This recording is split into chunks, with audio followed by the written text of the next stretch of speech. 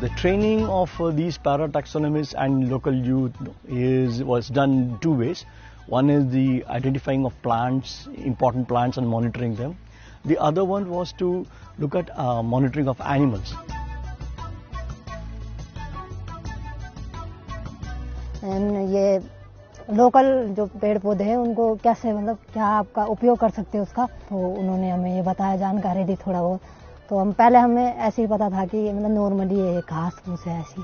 अभी जब थोड़ा बताया गया तो हमें बहुत अच्छा लगा और उनको उसको अब घर पे बताते हैं, हर किसी गांव में थोड़ा मिल जाते हैं तो उनको बताते हैं कि क्या हो सकता है इससे।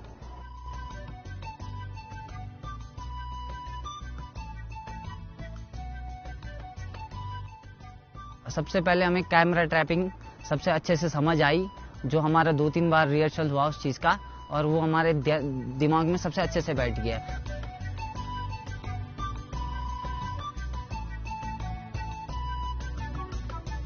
और हमें साइंस सर्वे भी पता लगा, जैसे कि कोई जानवर यहाँ से गया है तो हम उसके पैरों के निशान या उसका मल या उसका मूत्र कुछ भी हम साइंस सर्वे से पता कर सकते हैं कि यहाँ से कोई जानवर गया।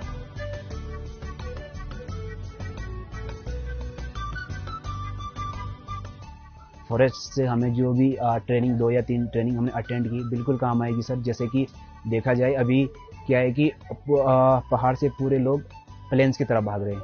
एक तो वो भी होगा कि व्यवसाय के चक्कर में लोग जा रहे हैं। अगर यहीं पे अगर व्यवसाय मिलता है तो लोग तो मूवमेंट नहीं करेंगे, नीचे की ओर नहीं जाएंगे।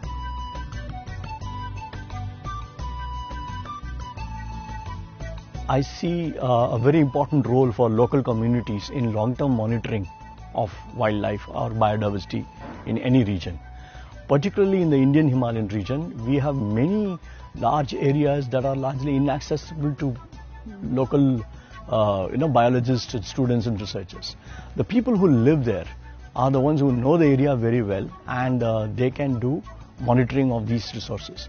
So I think the local youth who have been trained in monitoring plants and animals using these simple protocols and using simple tools, they can be an important asset in monitoring wildlife in these areas. That will be very beneficial for the state governments and of course the government of India.